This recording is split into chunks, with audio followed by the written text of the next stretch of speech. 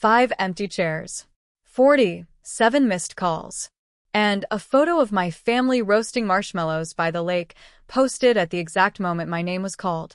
I'd spent 6 years chasing a dream, late nights at the kitchen table, early mornings before sunrise, only to walk that stage completely alone. My husband, my kids, my parents, all at a barbecue I hadn't been invited to. By the time I left the auditorium, my phone was still buzzing. Something had happened, and suddenly, the people who couldn't spare an hour for my graduation needed me more than ever. Would you have picked up? Tell me what you do in the comments. And if you've ever had a day stolen from you, hit like, share this, and subscribe, because what happened next changed everything. When they called Melissa Carter with honors, I stepped forward, heels clicking against the polished floor, clutching the edges of my gown so I wouldn't trip. The lights were bright, hot even, but not enough to burn through the chill in my chest. In the second row, the space meant for them sat untouched, like time had skipped over it. I'd imagined Jake waving both arms, Lily grinning through missing teeth, Ryan giving me that proud little nod. Instead, just a silence that pressed against my chest.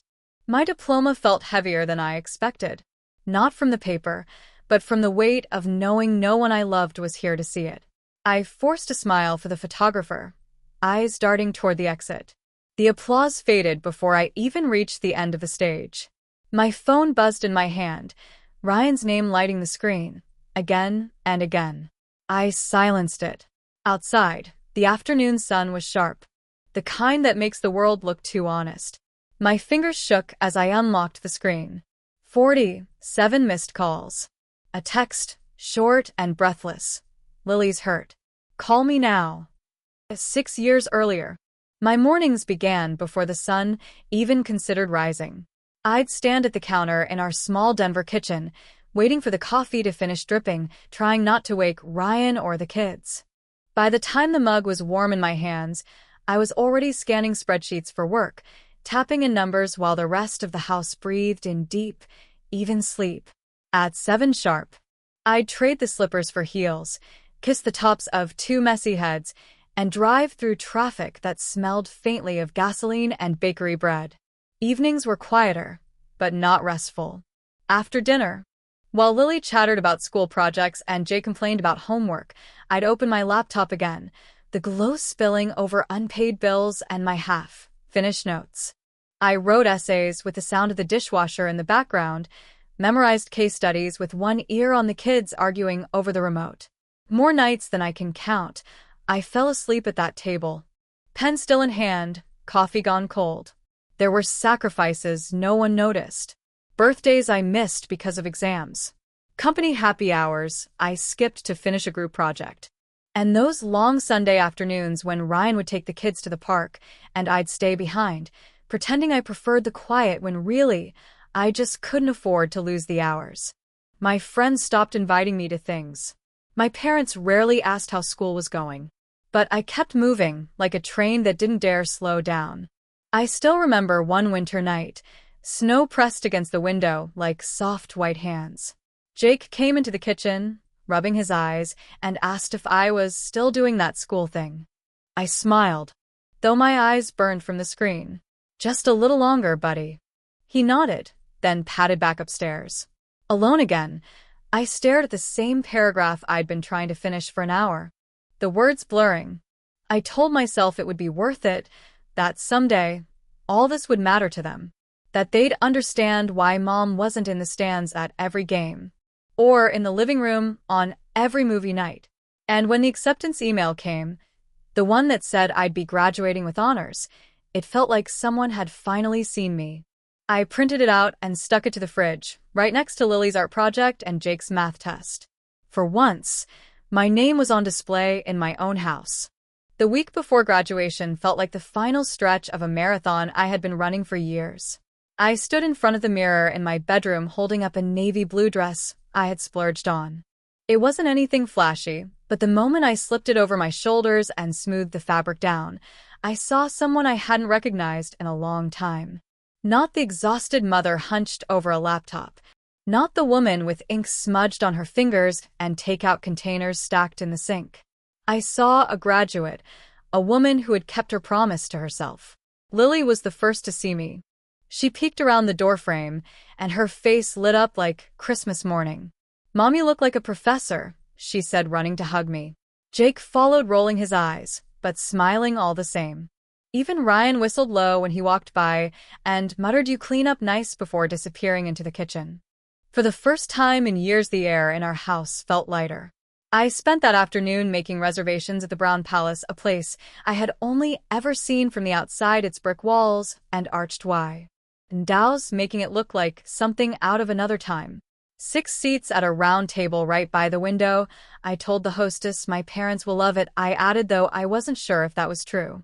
I also booked a room for them in a nearby hotel, imagining them walking to the ceremony hand in hand, dressed in their Sunday best. Between calls and emails for work, I wrapped small gifts for Jake and Lee. To give them after the ceremony: a tiny silver charm bracelet for Lily with a little book dangling from it, and a leather wallet for Jake with his initials stamped inside. I wanted them to remember the day as something special, something worth dressing up for and showing up to. That night over dinner, I told them the plan. We would get up early, have breakfast together, drive downtown, and park near the university. After the ceremony, we would take pictures on the lawn and then head to the restaurant for lunch. My parents were supposed to meet us there. Ryan nodded, chewing slowly, while the kids grinned at the thought of fancy desserts. I let myself believe it was all falling into place.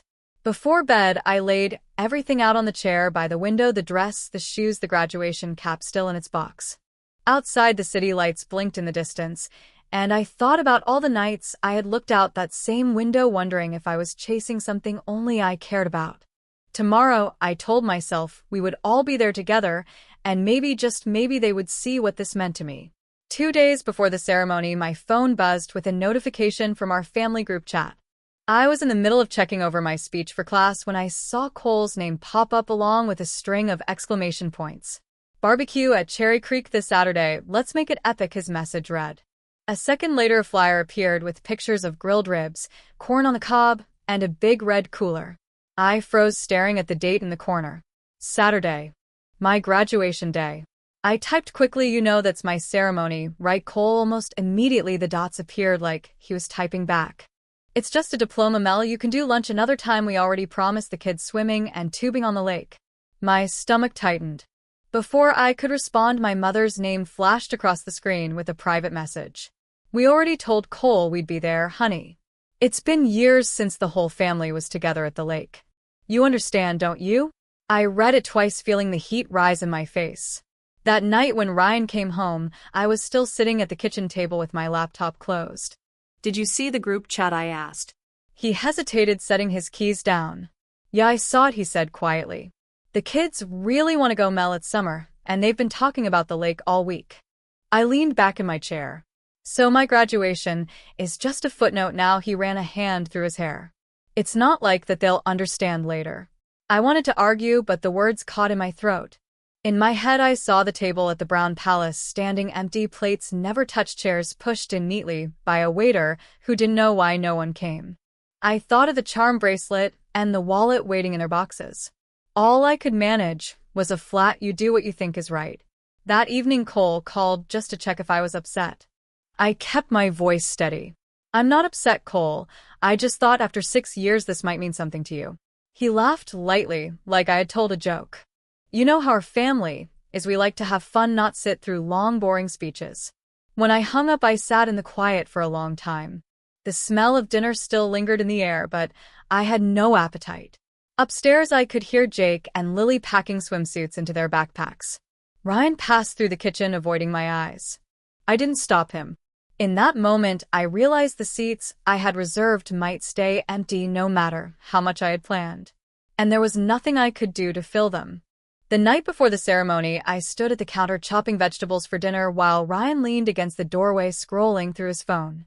The sound of the knife hitting the cutting board was the only thing breaking the silence until he finally said it. "The kids are set on going to the lake tomorrow. Cole's bringing a boat, and they've been begging me all week." I kept my eyes on the carrots.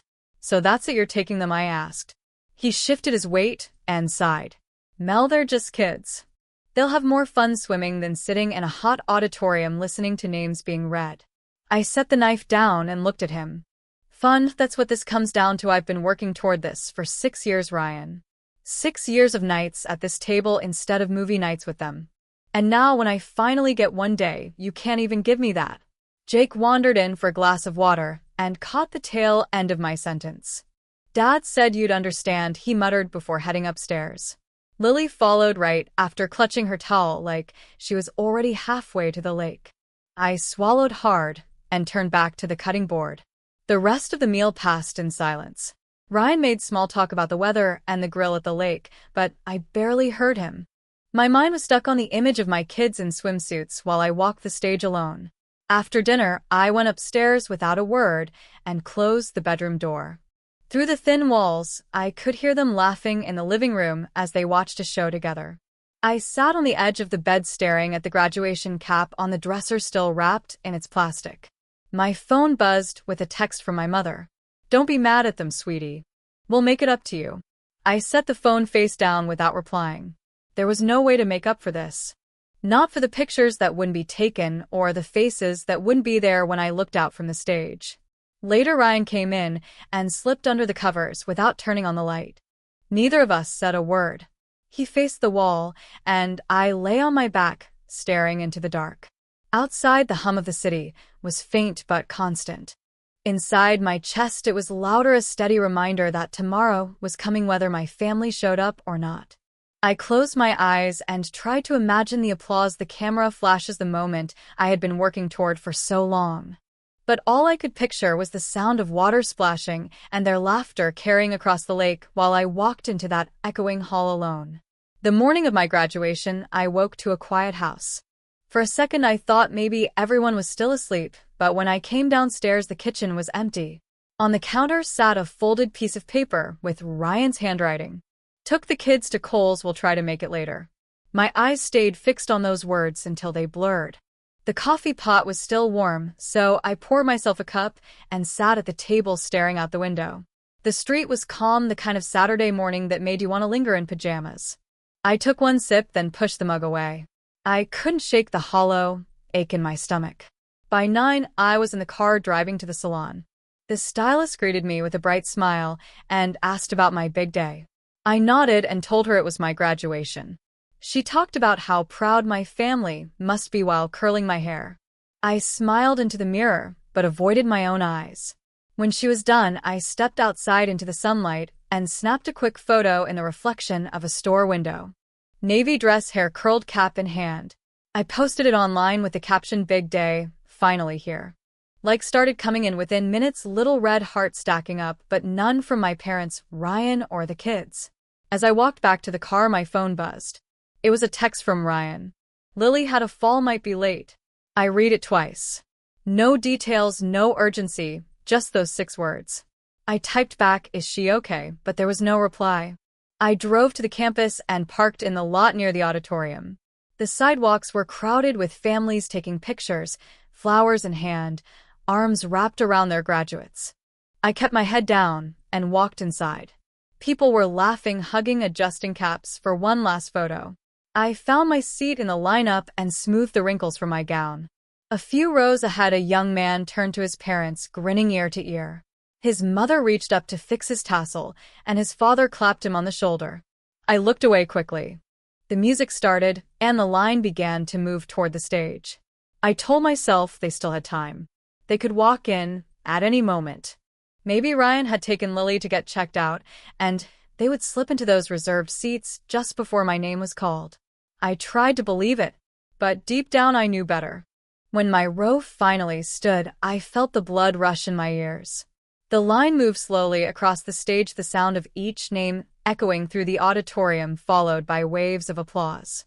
I kept glancing toward the second row where 6 white cards with Carter printed in bold black letters marked my family seats. They were still empty. I told myself not to look again, but my eyes betrayed me every few seconds. "Melissa Carter with honors," the announcer's voice rang out, and for a moment, everything else went quiet. I stepped forward, heels striking the wood, my diploma folder extended toward me. The dean smiled, shook my hand, and posed for the camera. I forced my lips into something that might pass for a smile. The flash popped, and I walked off the stage into a light that suddenly felt too sharp. The applause faded before I reached the end of the platform. In its place came the faint hum of voices from the crowd, the shuffle of programs, the squeak of a chair. I slipped out a side door into the bright Colorado sun, hoping the air would clear my head. That was when I heard it, my phone vibrating in my clutch over and over. I pulled it out, and the screen lit up with 47 missed calls, all from Ryan. My chest tightened. A new text appeared. "Lily's hurt, call me now." My fingers shook as I unlocked the phone. The most recent voicemail was only seconds old, his voice strained. "She fell by the lake, I'm taking her to the ER." I stood there frozen on the lawn as groups of graduates posed for photos, their families cheering behind the camera. My hands felt cold, though the sun was warm on my skin. Somewhere a child laughed, and it struck me that it wasn't Lily's laugh. Opening social media, out of habit, I saw it immediately. A new post from my brother Cole. There they were, Ryan, Jake, my parents, and Cole's family, all crowded together by the grill, smiling at the camera. Lily was in the background, wrapped in a towel, her hair wet. The caption read, "Best summer kickoff ever." It had been posted at the exact time I was crossing the stage. Something inside me went still. I didn't cry, not yet. I just stared at that photo until the edges of the screen blurred. The voices and laughter around me felt far away, like I was standing underwater.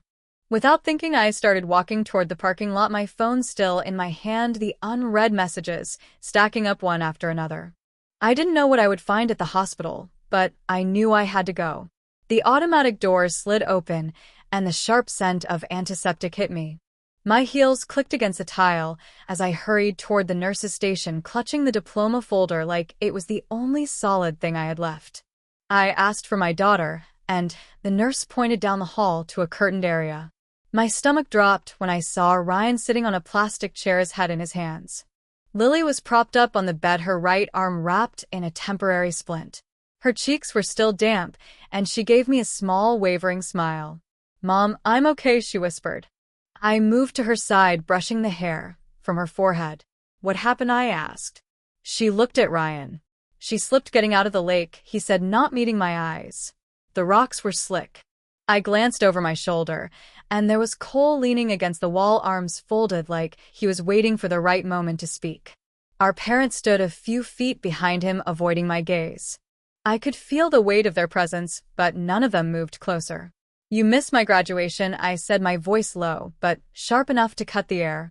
No one answered. Ryan rubbed the back of his neck. "This isn't the time, Mel." I let out a breath that felt like it had been trapped in me all day. "When exactly is the time? Because I walked that stage alone today, and all of you were eating burgers by the lake."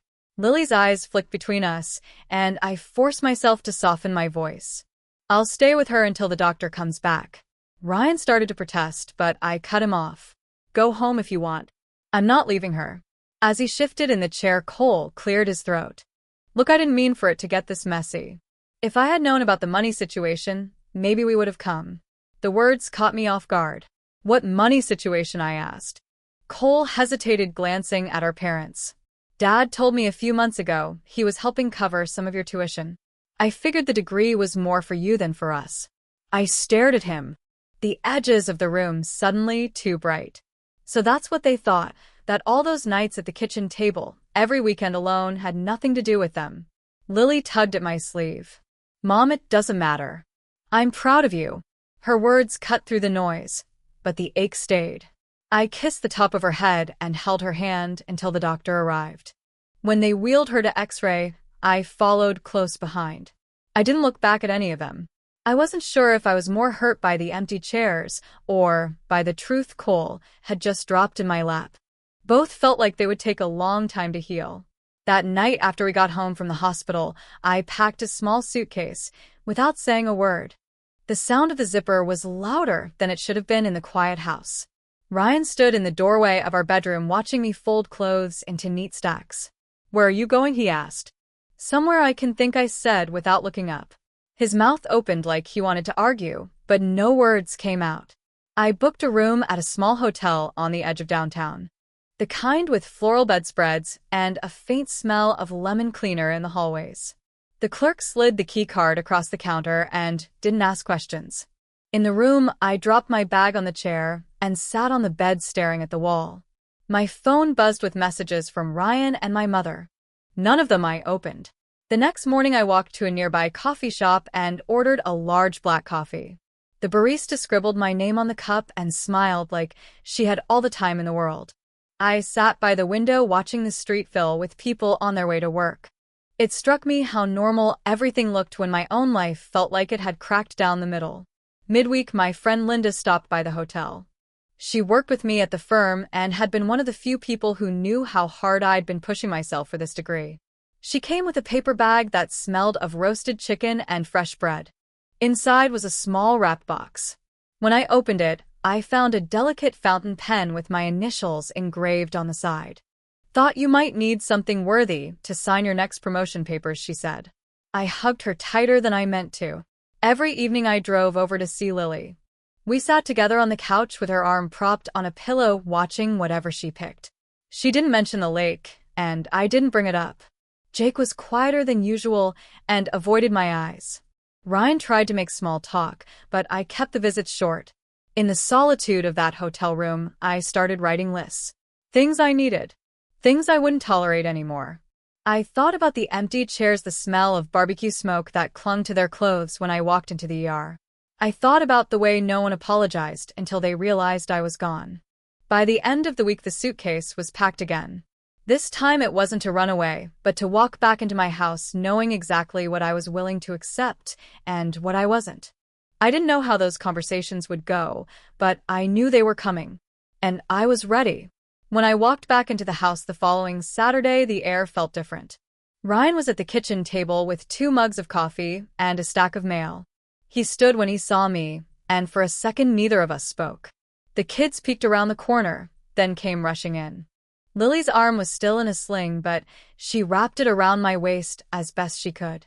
Jake hung back, but I pulled him into the hug until he relaxed. We sat down together that afternoon. I told them I wasn't interested in speeches or excuses. If we can't show up for each other's big moments, what are we even doing calling ourselves a family? Ryan nodded slowly. You're right, I should have been there. The kids should have been there. I let other people's plans matter more than yours, and I'm sorry. My parents came over later. Mom's eyes were red, and Dad kept shifting from foot to foot. Cole trailed in last, holding a cake box. He cleared his throat. I messed up, Mel. I thought Dad covering some of your tuition meant this was just for you, not for the rest of us. I see now how wrong that was. I should have been there. He set the box on the counter and opened it to reveal a simple white cake with "Congratulations, Melissa" written in shaky blue icing. Next to it was a framed photo from the university photographer of me on stage, cap and gown in place, smile just starting to falter. "We got this printed for you," Dad said. I took it from him, and for once I let them see the tears. That evening we ordered takeout from my favorite Thai place and ate together in the dining room.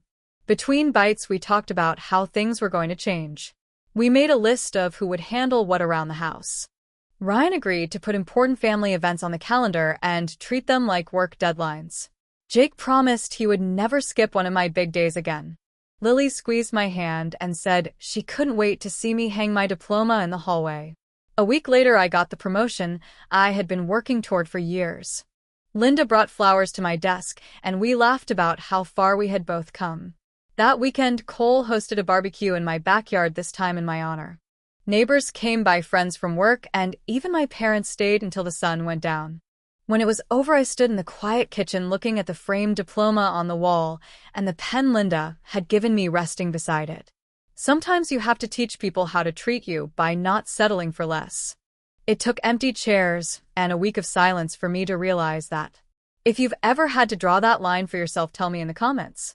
And if this story reminded you of someone in your life, share it with them. You never know what might change when you finally stand your ground.